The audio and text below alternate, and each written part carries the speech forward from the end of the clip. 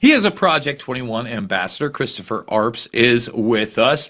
And, I read your bio. You're a pro-Constitution guy. I also read your recent piece talking about people getting on the ballot and that inability to do so in this country. I've been politically homeless my entire life. Quite frankly, I don't like either side. I think they're both pure trash. You actually point that out also in your article. How do we change that? Because, we're in a situation, right? We're in the most bizarre situation. The way I'm looking at it is we haven't really had any kind of a real democratic process. And we're not in a democracy. We're a constitutional republic for a reason. We don't have any checks and balances anymore. That's part of the problem. But 2016 was a shock to the system. I'll give them that. Trump's imperfect, but I also believe they tried to rig that election. I've been screaming and shouting since the institution of these machines, mostly in 2004, after hanging Chads in Florida started to really normalize this situation and get us less away from real accountability, audits, etc. 2020, I mean, what a sham. Right. And not only can't you talk about that, but we're at the point where it's not just being crucified in the court of public opinion by the mainstream media and smeared or even sued, which is dangerous enough, but they'll criminally go after you for doing your job and throw you in prison for daring to try to audit an election. This time around, to kind of like the broader point of your article, RFK Jr. was a very viable Democratic candidate had they put him in a debate system and they had primaries, right? But they certainly didn't want an RFK Jr. to do to their party what Trump did to the Republican Party. So we have no democratic process. We have no primaries. We have no debates. And then we have the installation of a woman who did not get any votes. I know I ran it there. But Right. how do we start pushing against that system and get into one of sanity? Well, I think first of all, we've got to bring back integrity and we have to bring back reliability in our elections. A lot of people at the end of election night don't believe that their particular candidate has won. We've seen that both on the Democratic and the Republican side. In 5 swing states now, they're starting early voting. That's a month and a half before the election. I think we've got to get to the point where we have elections on election day, or if you are going to be out of town for a legitimate reason that you can do an absentee ballot and vote. But I think when you can vote 30, 45 days out between an election, I think when you saw in 2020 where you had Secretary of States and local election boards changing election laws under the guise of COVID and making sure everyone could vote, I think you put a lot of suspicion in the voting process, and you couple that with suspicion of politicians and the political process as a whole, and you have a potential real problem in this country. Well, I think that problem is justified. I don't think I have any reason to trust any of these processes, correct? I mean, look, we've gotten so far away from one person, one vote, paper ballot, 2 people sitting on the side, counting them out and auditing them that way, right? Now we're running them through proprietary software. We've got intelligence officials constantly telling us it's the most secure election of all time. But they're not looking at anything internally. They're not auditing these machines. They're just saying Russia didn't get us this time. Then they accuse Russia of interfering in a time they had nothing to do with it. I remember 2016 when, first of all, again, shock to the system, Donald Trump won. But the first talking point was that Russia had hacked the election. So people were wondering, because this was the headline, whether or not they somehow had gotten into the voting machines. But then they massaged that term. Oh no, they manipulated it through social media, and that's what they're calling hacking the election. And we've been on a whirlwind of misinformation, disinformation, now malinformation since. I don't believe the polls right now. I think Trump, first of all, he was ahead before he got shot at. He's now been shot at twice. He was ahead as they tried to prosecute him. I don't see where he fell to Kamala Harris. I thought she did a better job in the debate. Why should I have any trust in the system? Right? Well, you shouldn't have. Go ahead. Well, I'm saying you shouldn't have any trust in the system, especially when it comes to these polls. Even leading Democrats, such as Axelrod, who was a close advisor to Obama, and other prominent Democrats have said that these polls have been weighted more towards Democrats than they are towards Republicans.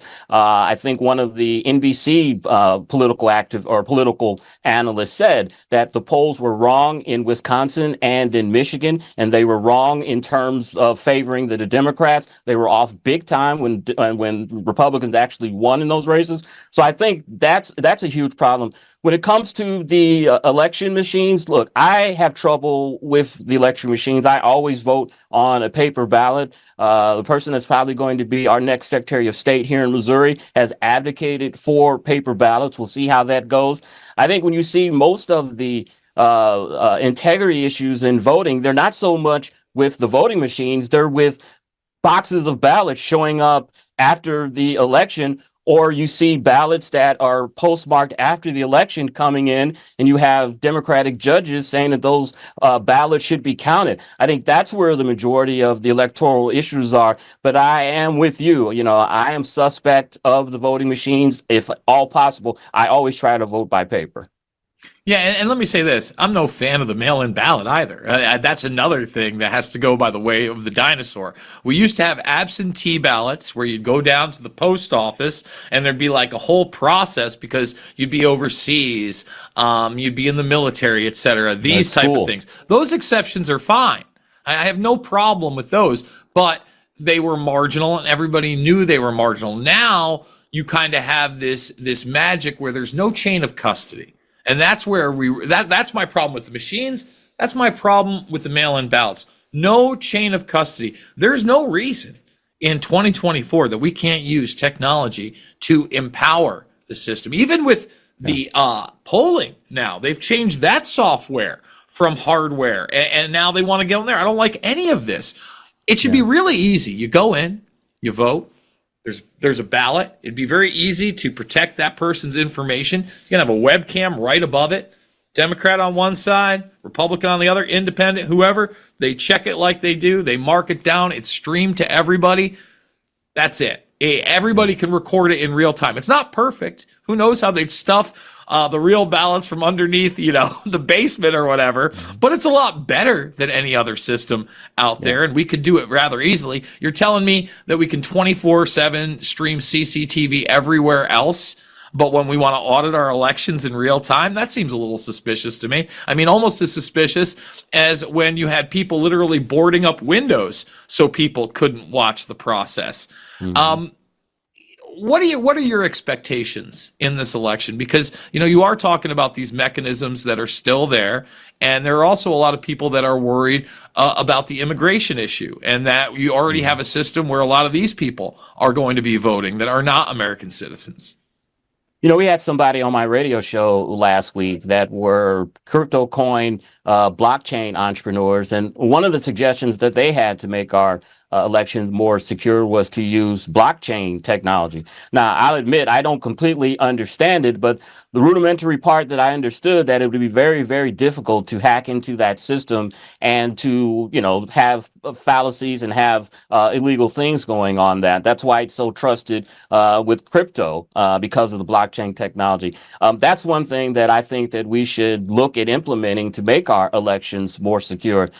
For me personally, I think this is Donald Trump's election to lose. I think he is ahead of the polls, probably slightly. I think, as I said earlier, the polls are more weighted towards the Democrats.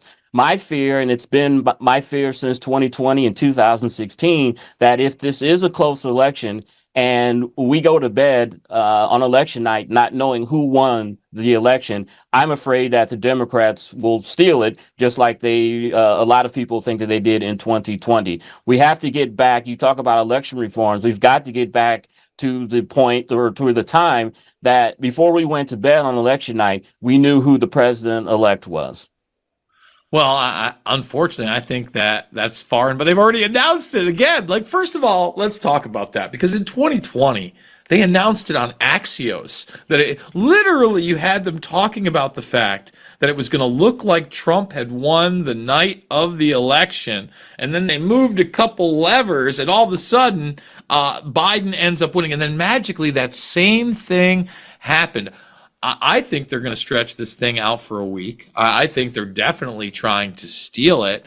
Yeah. Let's say they can't. And I think that, go ahead. and I think they're kind of precursing that when you see they're starting to bring up issues with the postal system and how the postal system may not be able to handle the massive amount of absentee ballots that they're expecting. They're setting it up right now that if the election needs to be prolonged or all the ballots aren't counted, they're already using the post office as a convenient scapegoat.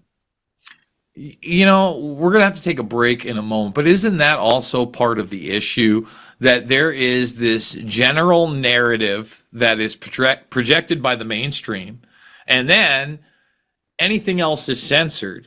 So they already pre-program, the 30 to 40% of the country that's still watching NBC, CNN, ABC, that all these things are happening. When I talk to my friends in high school that still watch those things, that have low-level bureaucratic jobs they're going to retire from in 30 years, they believe everything on those networks. They believe Trump's a white supremacist bigot. They believe Russia really, took the election and he's best friends with Putin. They believe he broke crimes and deserves to be convicted of 34 felonies and go to jail. And that's another aspect I guess they're kind of saving for after the election. I want to get your take on all of it. We're going to take a quick break. More TNT after this.